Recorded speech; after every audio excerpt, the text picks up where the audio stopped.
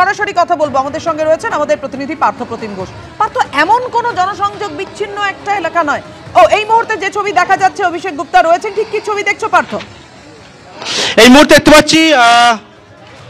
মুহূর্তে দেখতে পাচ্ছি যে আরো গোটা ঘটনা টিম, যেমনটা জানতে পারছি যে সঙ্গী সেই দিন ছিল সেই সঙ্গীকে নিয়ে এলো পুলিশ।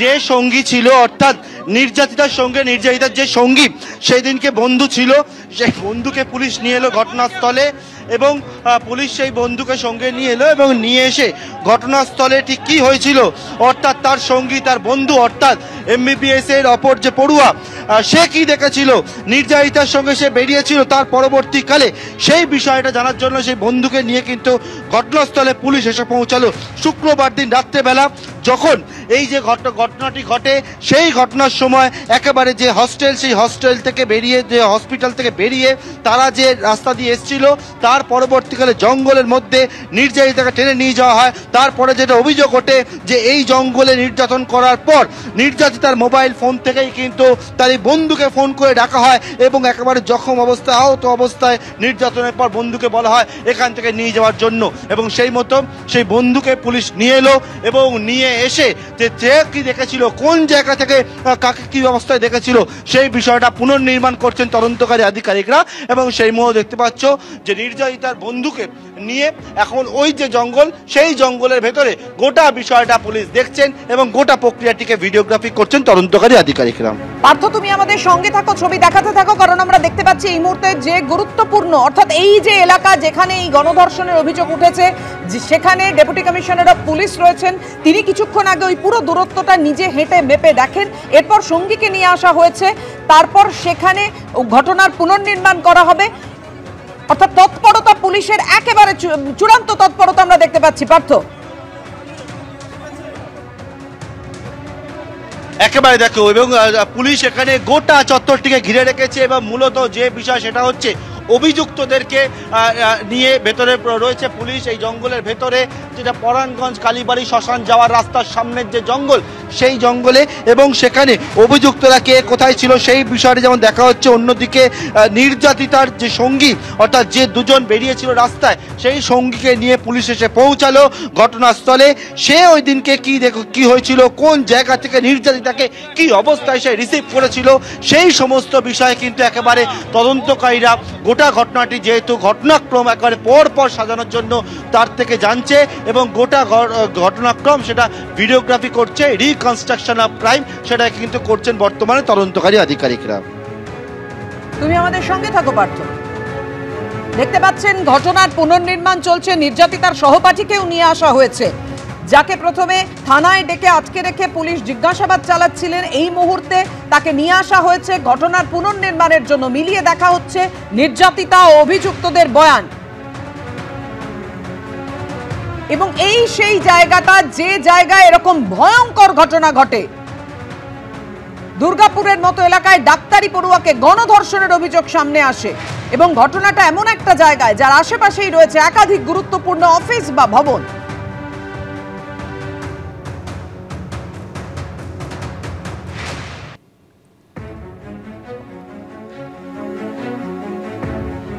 এই মুহূর্তে তদন্ত ঠিক কোন পথে কিভাবে এগোচ্ছে, কারণ ধৃতদের বয়ান মিলিয়ে দেখছে পুলিশ, নমুনাও সংগ্রহ করেন ফরেনসিকরা। জানাও পার্থ।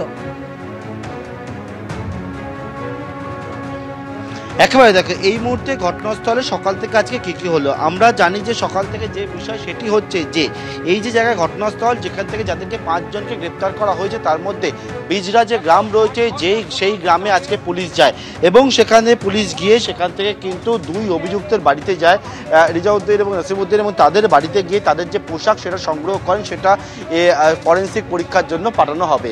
এর পাশাপাশি আরও যে অপর 3 অভিযুক্ত তাদের পোশাকও আগেই সংগ্রহ করা হয়েছিল, সেগুলো ফরেনসিক পরীক্ষার জন্য পাঠানো হবে।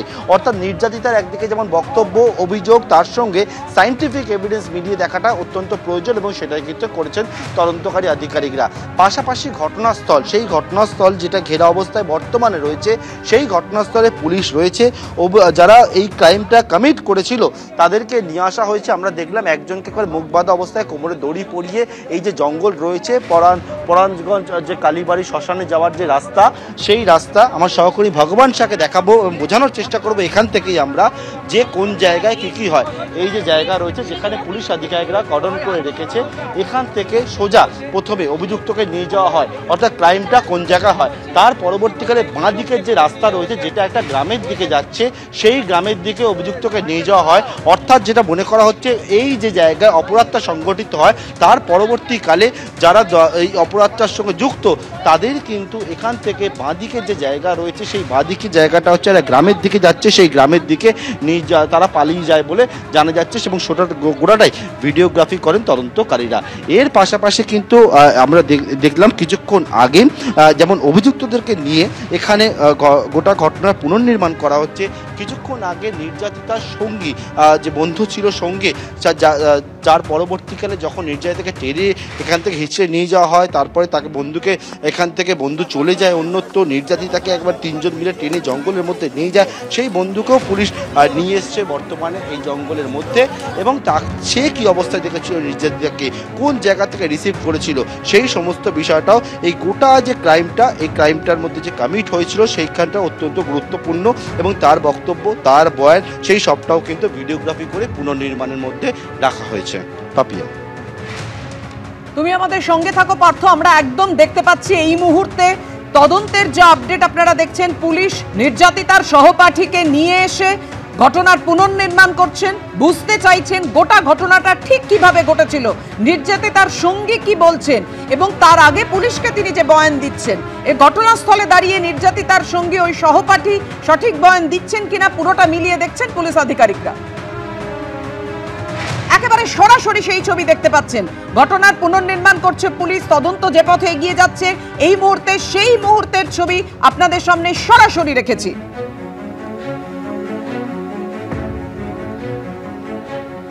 ওই দিন ঘটনাটি ঠিক কিভাবে ঘটেছে, যখন হাসপাতাল থেকে ওই নির্যাতিতা এবং তার সঙ্গী বেরোন, তারপর ওই জায়গায় গিয়ে পৌঁছন এবং তারপর সহপাঠী চলে আসেন হাসপাতালে এবং তারপর নির্যাতিতা আসেন, সহপাঠী তারপর আবার ফিরে যান।